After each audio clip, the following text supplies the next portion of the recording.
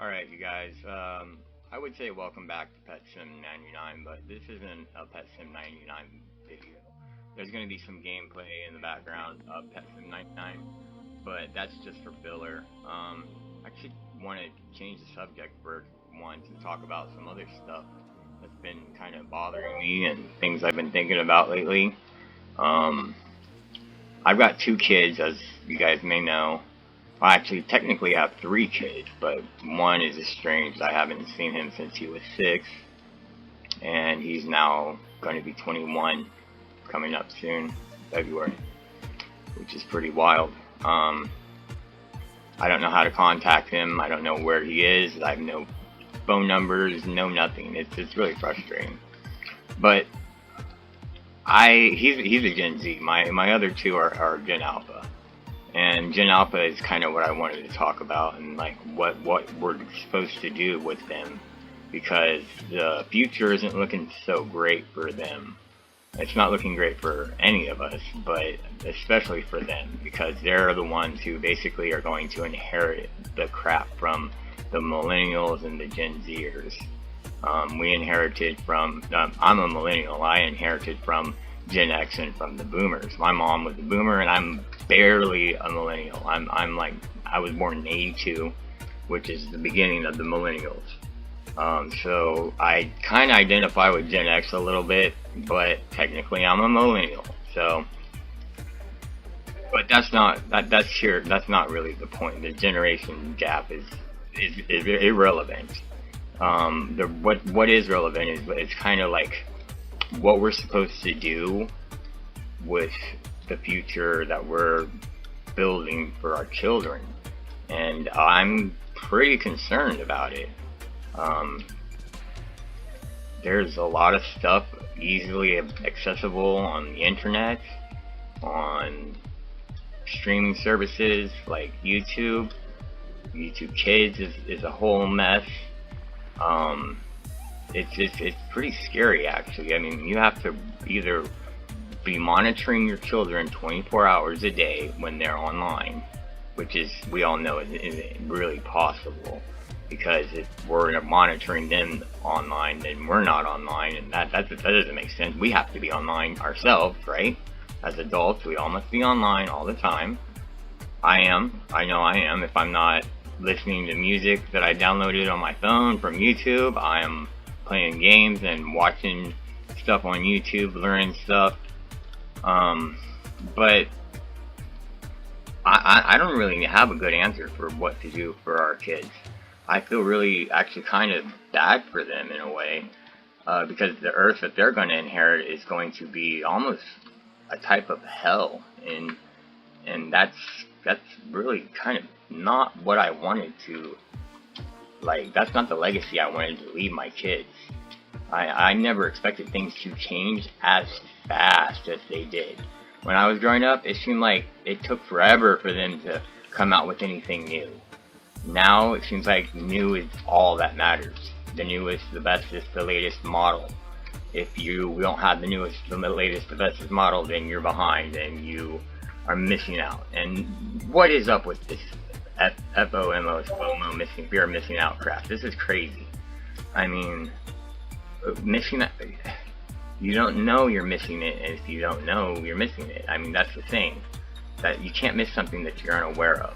So, but they're making us aware of a lot of stuff, aren't they? There's a lot of advertisements being pushed down our throats. There's a lot of subscription services now. I mean, when I was growing up, you bought something, that's what you kept it. I mean, you didn't have to keep going. I mean, you have to keep renewing your plan every month for stuff. That's crazy. Like, the only people who were doing that were like cable companies and phone companies.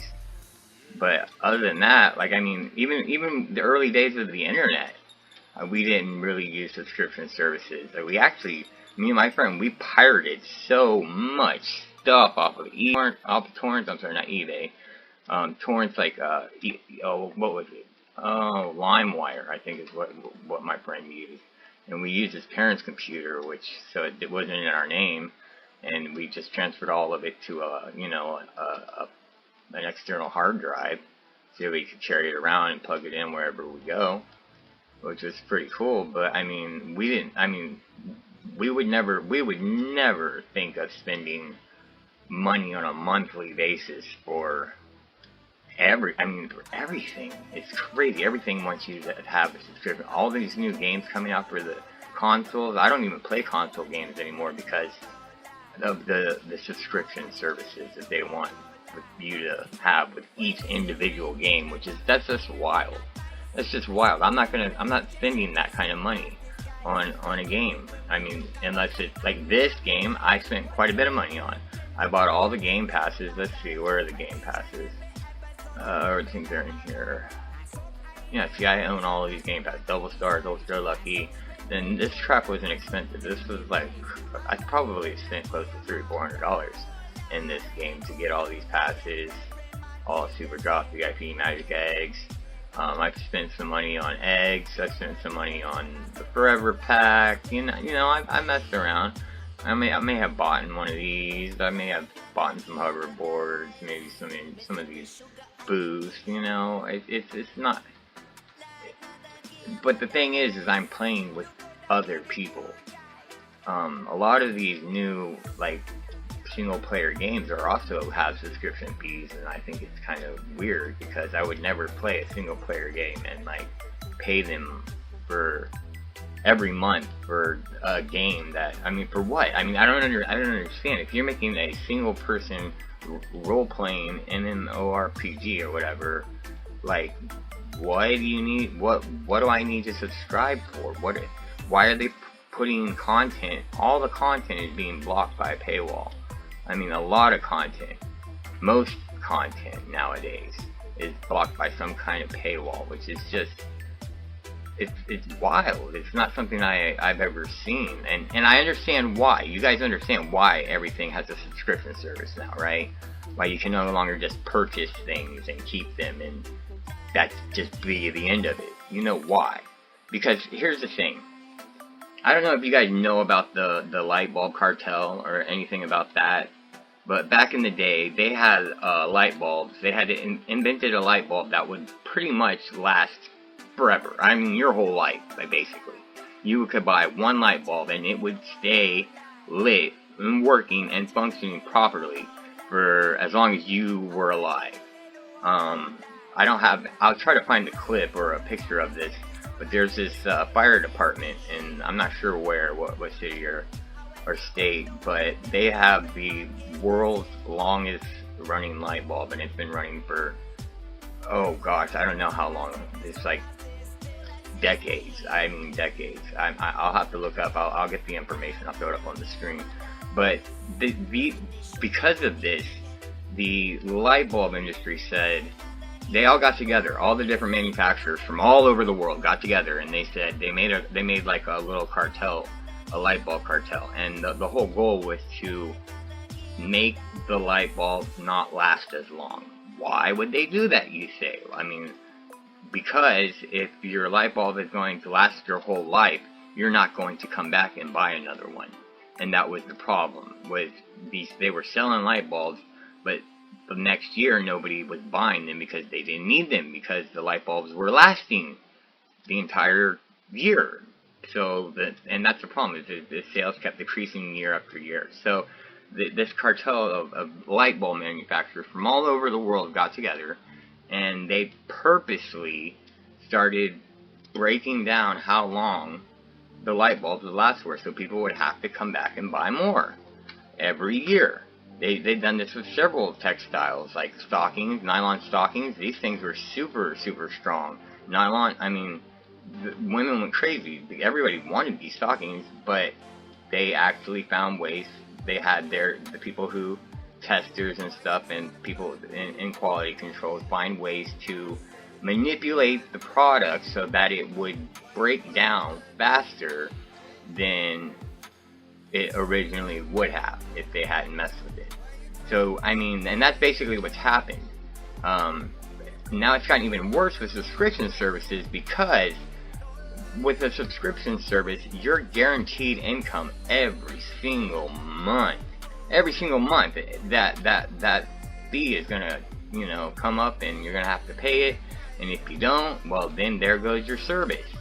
And nobody likes that. I mean, we all like our perks. We all like our benefits that we get from, you know, like, not like I have YouTube Premium. I can't stand ads. I know they're doing stuff with the ad blockers, and I just don't want to mess with all that. I could use an ad blocker, you know, I could, but I mean, I'd rather just pay the $15 a month. I don't use any other streaming service. My mom, she pays for Disney, and somehow we share a Roku. Whatever goes on my Roku goes on her Roku, and whatever goes on her Roku goes on my Roku. I'm not sure why. Maybe it's because she's using my email or something like that. I'm not sure, but we know each other's activity when it comes to our Rokus, which is pretty wild. So if she subscribes to any service on her Roku, I will get it on my Roku, and I'll have the subscription as well, which is pretty cool.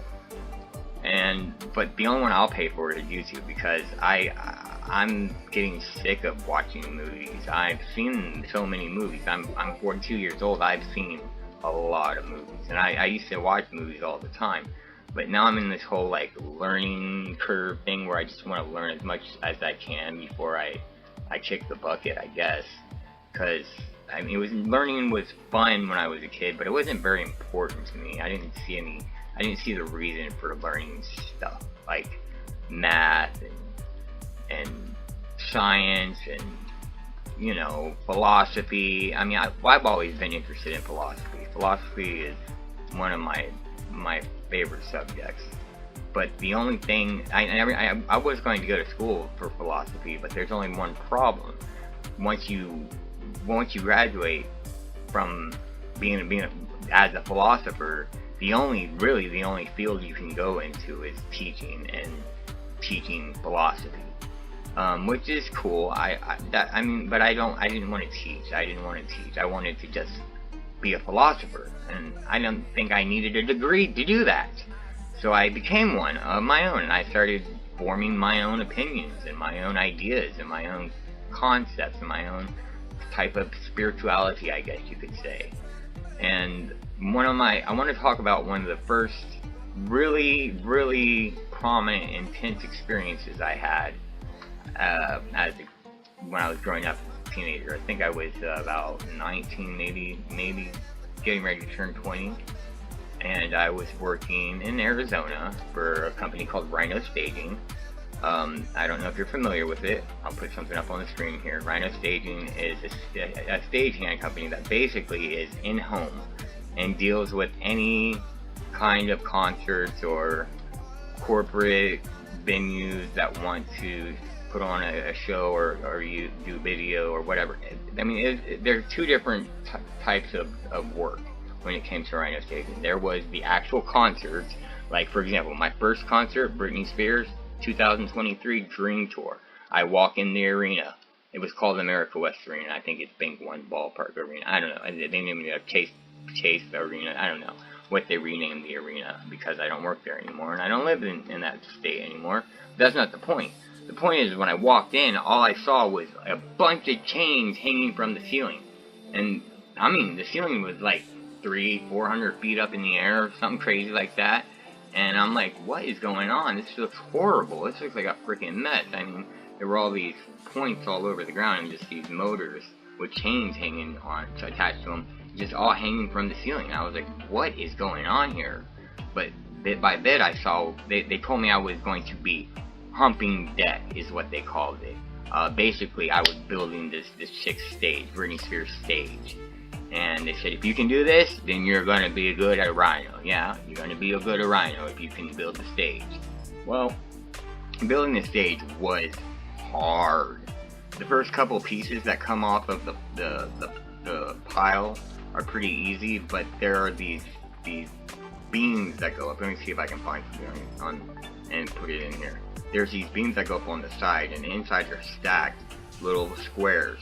And you have to, each square weighs about 250 pounds, and you have to stack, you have to pull off each square one by one and hold them in place while this guy on top of the stage lines it up with the other squares and has like this giant thing that he turns that locks them all into place. It's like a big key. that locks the deck into place.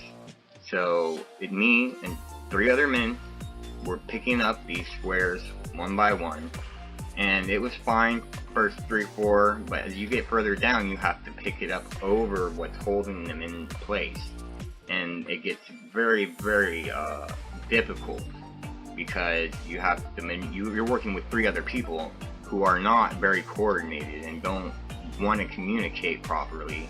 So I mean, of course, you're wind up picking up more of the weight than them, because some of them aren't even really trying. It's crazy. But after they see, before you even get the stage built though, they bring in the truss, and the truss is all basically these square. Here, I'll put a picture up. They look like this, and you attach them to each other.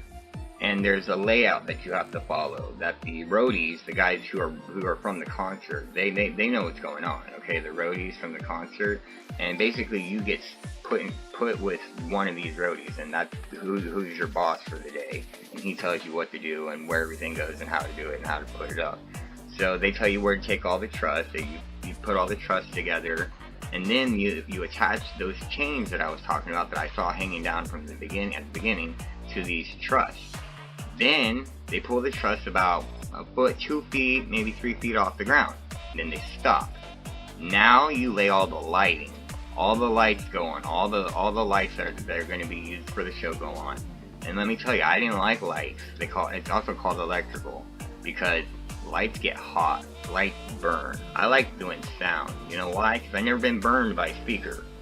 And because I like sound work. I'm an audio video technician. I mean, by heart. I mean, I know everything that needs to be, that an audio video technician needs to know without going to school, because I was already working for Rhino, and the school said that that's one of the places that they hire you out to once you graduate. And I was like, well, what's the point of me paying for a degree if I'm already working for this company? So I just skipped my I was going to be a sound engineer and go to the Conservatory of Recording Arts. That's where I wanted to go to school. But it was a cash-only school, and I didn't have the cash. So I didn't go. And they didn't have, like, what are they called? Oh, I can't think of what they're called. But pretty much they give you grants. They didn't have grants, and they didn't help. They didn't do loans for this school. It was cash-only, prepay. And basically all they do is, I mean, basically they didn't really teach my friend. My friend went, because his dad was rich, and my friend had to do everything I did, of course, you know. He had to be just like me, especially in high school, which was really fun, I guess. I don't know, the guy is horrible. I hate him now. He stole my ex-wife and my kid, and he's just a piece of crap in my book. I hate him. You know who you are, Alan. Yeah, you, Alan. I'm talking about you. You suck.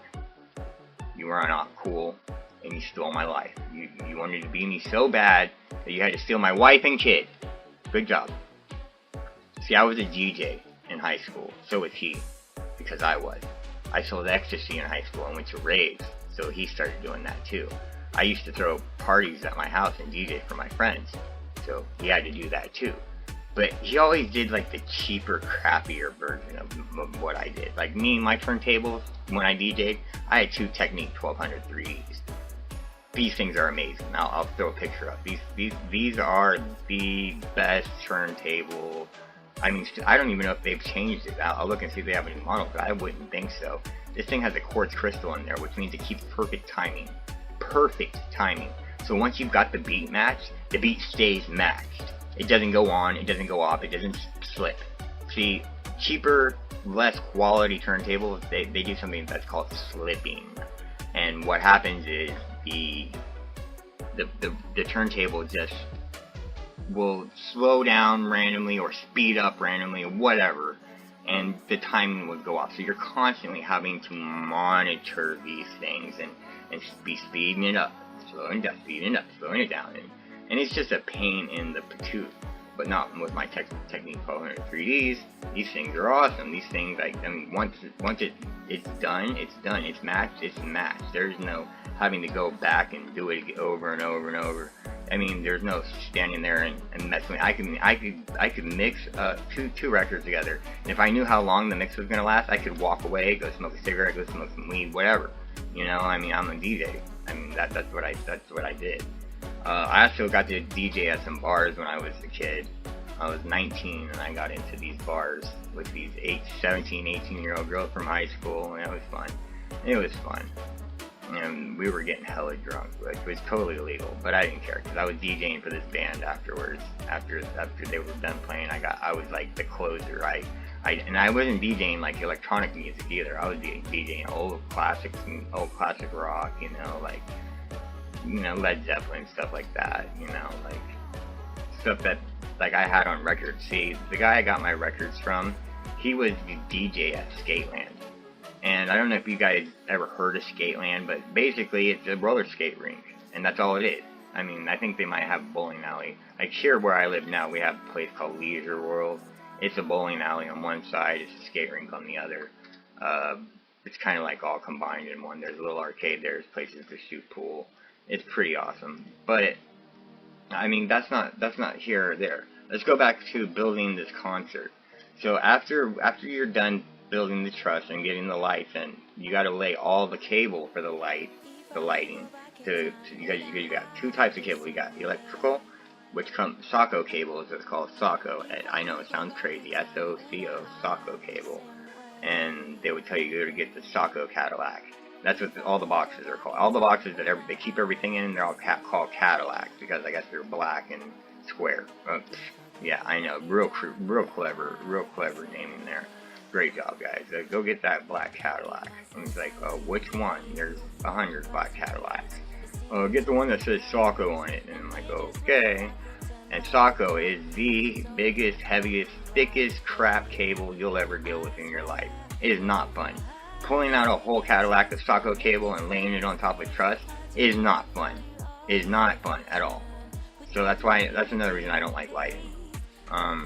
That and basically lighting is what takes up, I'd say 45, maybe even 50% of the time. Because there's so many lights usually. It's wild. But now you've got the lights all hooked up. You've got the electrical all hooked up. You've got everything that they want attached to the truss, except now you've got to attach the speakers. So here comes the sound crew with the speakers. All the speakers are really cool. They're usually all on wheels. And as the wheels, you take the wheels off, and as the wheels come off, you hook the speaker up to this thing, and they pull up the truss a little bit. Just enough for you to hook up another speaker to the speaker underneath it, and then they pull it up a little bit more, and they keep doing that, and you keep hooking speakers up to it until you get however many speakers they wanted to have hooked up. Sometimes it's 8, sometimes it's 10. It just depends on how big the show is. And they usually have you do that on either 2 sides or 4 sides of this truss, of the auditorium that your arena that you're putting in.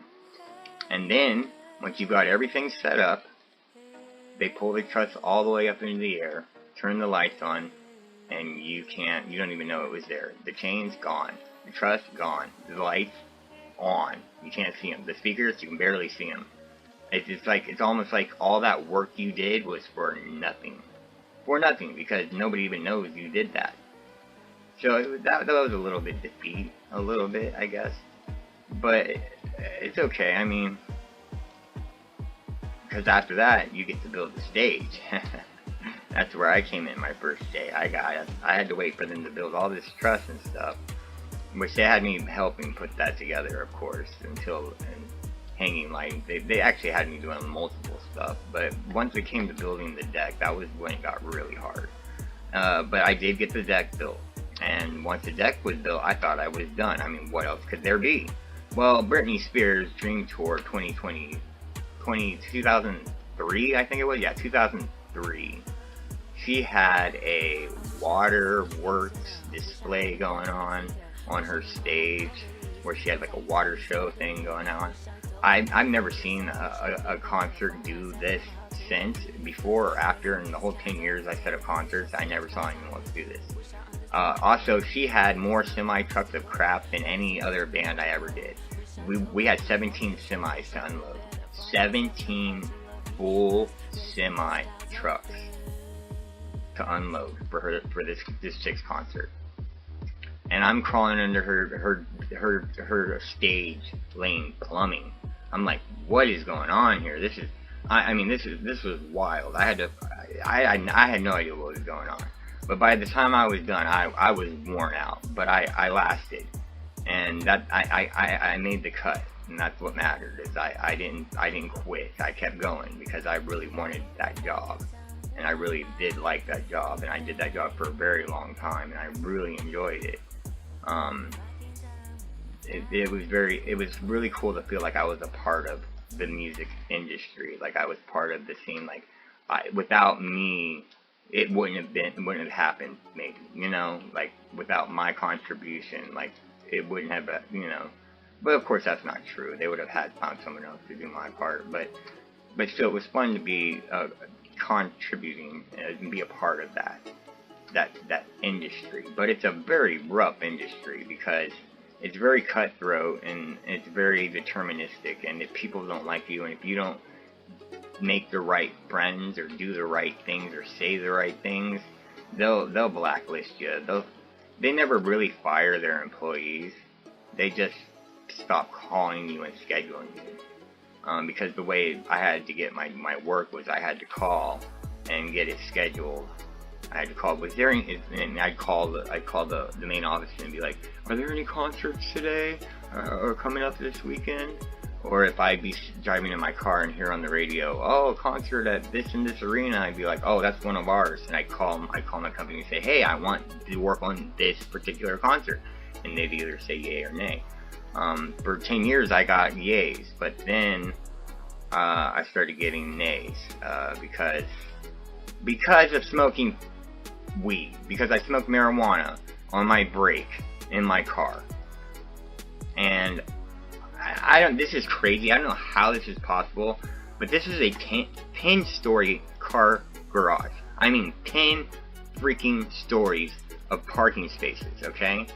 And I managed to park next to the supervisor. I didn't know this. Me and my friend were just sitting there smoking, and this guy's over in his truck just staring us down, and I'm clueless. I saw him when I got out of my car, and I went, oh shit, oh shoot, you know, like, oh, uh-oh. And I tried to go back to work, and he was like, no, you guys gotta go. You guys need to go to the office right now. And I'm like, to the office? What? And I get to the office, and Jeff Geek, the Geek brothers, yeah, their last name were Geek, the guys who own Rhino Changing, their last name's Geek. G-E-E-K. Yeah, Geek. The Geek brothers sat me down and started just chewing me out. Like, how could I be under the influence while I'm working and doing all this? And they couldn't believe I'm smoking marijuana, and I'm like, are you guys serious? I'm like, do you not know, like, what kind of company this is? Do you not know what the music industry is about? I mean, marijuana? You guys are freaking out about marijuana? Like, I'm pretty sure the supervisor was snorting coke in his truck, but I didn't say that to him, you know? But I probably should have. But, I mean, it's just the pot calling the kettle black, because I knew the Geeks smoked weed. I mean, everybody smoked weed. Shit, everybody went on at lunch, and it's not like I was on the property of where I was. It wasn't like I was on the work property. I left the property and went to a parking garage several streets down. But I don't know how I ironically parked next to the supervisor, because he seen me and my friend getting high in my car, and totally called us out when we tried to come back in and start working. He was like, no, you go to the office, blah, blah, blah. And I was pissed. And they said, okay, well, they said, you, Dave, we're really disappointed in you, because we put a lot of work into you and training you and teaching you the ropes, and how could you do this to us? And to my friend, they were like, we don't know who the hell you are, but you, David, you're the one we're mad at. You're the one we got to make an example of. So they did. They made an example of me. And also, I think because I was working at the Dodge Theater in Arizona, and I think it's in Tempe. I was working at the Dodge Theater, and I really liked running the Dodge Theater. I loved working the Dodge Theater because it was always going to be a good show, usually, and you could usually hang around backstage and see what was going on during the show, or I mean, which is really cool. But I mean, half the time we left after everything was set up and came back after the shows were over to take everything down so everybody could go home. And that was the basics of it. The reason I'm telling you all this is because when I was working for this company, I was doing this corporate gig out on the reservation in Arizona, on the Indian res. It was, we were setting up these giant cowboy legs. There was no top half of the cowboy. They were just the legs. And they were massive. They were so massive that a car could literally drive in underneath them. And that's what they had us do. They had us put one leg on one side of the road, one leg on the other side of the road, and then we had to attach it like the tops of the pants, like the groin, the butt, and everything that would go attached to the legs. And we're up here on a scissor lift out on the dirt, on like rocks and dirt, which is crazy. You can't. A scissor lift has to be level in order to be raised up high. And if you're out on dirt, uneven terrain, trying to work a scissor lift, it's scary. I mean, it's a pain in the butt, and it's hard, and it's scary because you're using these square pieces of wood to try to trick the level system to pretend like it's all level and it's all good, when it's really not. You're on a slope, you're on a hill, you're uneven, you're gonna bust. I mean, it was not fun, just to say the least. But on my way to work that morning, the gentleman in front of me as we're driving on the reservation, which, by the way, nobody really checks the reservation. Nobody keeps an eye on the reservation. It's a very big area, and it's owned by the natives, and you're supposed to be respectful of the reservation. And this man opens his freaking car door and just starts dumping trash, throwing, oh my god, the amount of trash that came out of this guy's car. Unbelievable. I couldn't believe it. If I had, dude, I was so mad. If I could have, I would have stood up in my car and started screaming and yelling. But I was driving. Instead, I was just fantasizing that I had a button, a big red button that I could just push that would shoot this MF with a rocket. You know, how could he throw litter out on the reservation like that? How disrespectful. How I mean, it was almost sacrilege to me, because I mean, who's gonna pick that up? I mean, we're going 45, 55 miles an hour down the highway or freeway or whatever, and this guy's just throwing just god awful amount of trash out onto the street, onto everything, everywhere.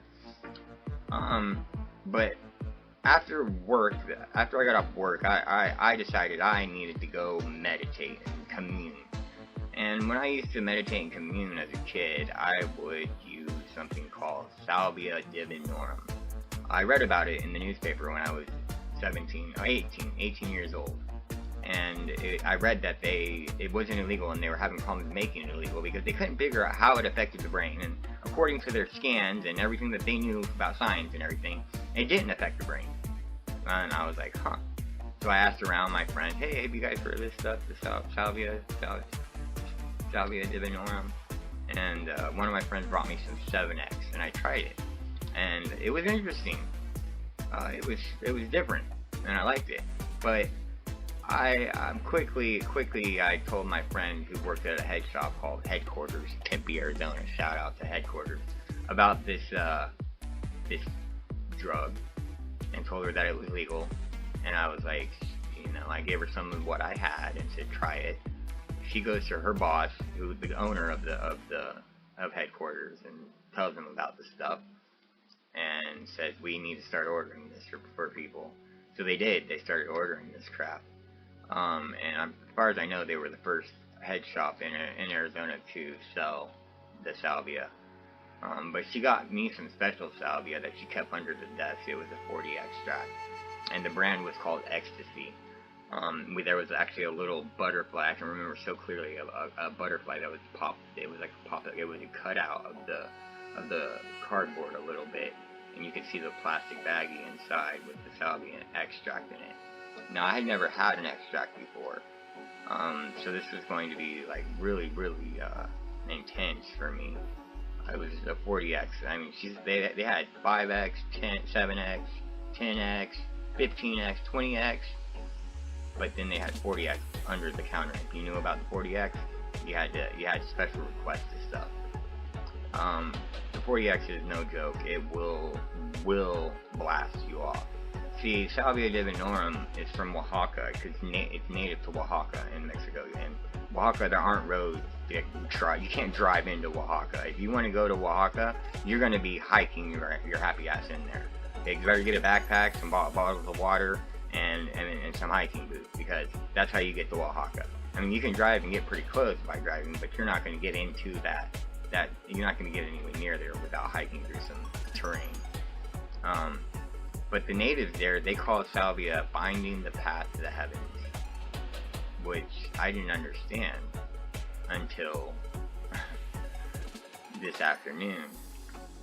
I smoked the salvia. I left work and I drove down the freeway a little bit, and I found a place that I could pull over, drive my car up, just park it, and then I kind of hiked into the desert a little bit onto the reservation. And I don't know what I was looking for, but I just felt the urge to go and keep looking. And finally I found this tree, this really wicked tree that had just like grew like almost into a geodesic dome.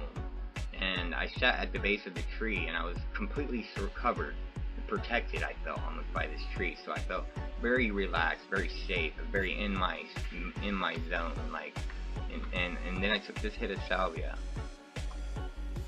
It was different, because I heard somebody, I heard something, and I was like, huh? And it was like, thank you for being so concerned about me.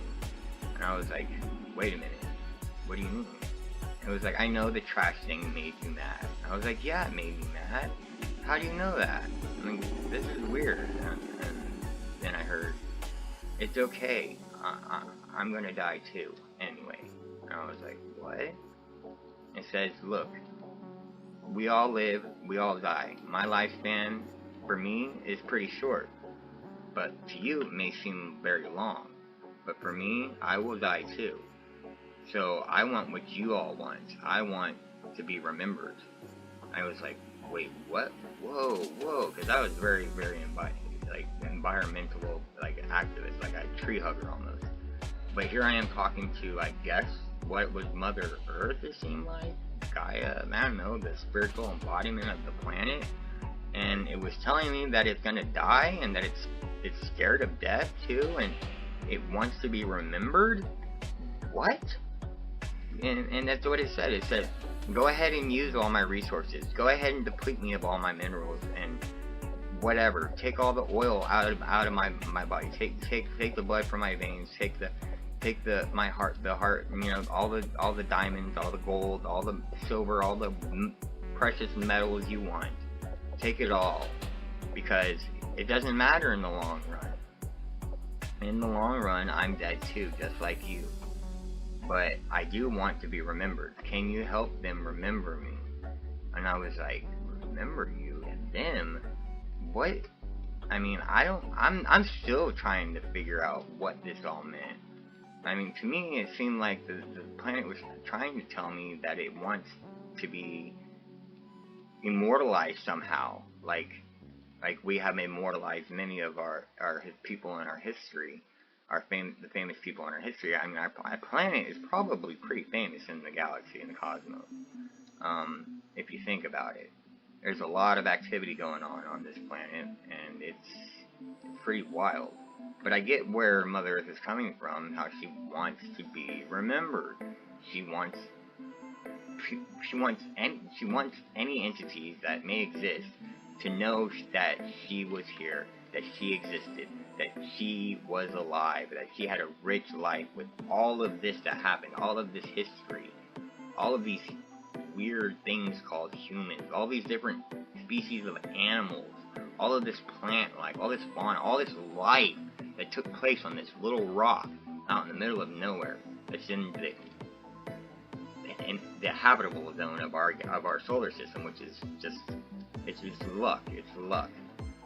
But I mean, you got Fermi's paradox, which is saying that, I mean, we don't know why we have not. If there are entities or beings that have developed on other planets, you'd think that they probably, for as long as the universe has existed, should have been able to master, you know, some kind of travel, some kind of intergalactic travel. I mean, I don't know, because according to Einstein, nothing can go faster than light. But we know that's not true because of quantum entanglement. So what we gotta figure out how to do, but I think what we're supposed to do is take all this knowledge and information that we're collecting on like the internet and stuff, and maybe transmit it somehow in every single direction simultaneously, like a ping that starts from our planet and goes to every corner edge of the universe. But the problem is it would have to travel faster than light in order to reach any other part of the universe. Anything that wanted to get from one galaxy to the next is going to have to master faster than light travel. And right now that's just not, according to our laws of physics, or the laws of physics that we obey or that we consider to be our laws of physics, nothing can travel faster than light. Even though it kind of does. I mean, quantum entanglement is very, very confusing. I don't know if you guys know anything about it, but you should probably, you know, I'll throw up a link or something to a video about quantum entanglement and what it's got to do with things, and how it's really weird how it works. Basically, it doesn't matter how far away these two particles are, they're entangled, they're related, which kind of says that everything in our galaxy is entangled and related. All the particles have like an antiparticle somewhere else, and if it's one side's up, the other side's down, no matter what. And if you put the other side up, the other side will turn the other way. If you put one side down, the other side will turn up. It's crazy, and they'll do it automatically, simultaneously, without any form of communication that we know of.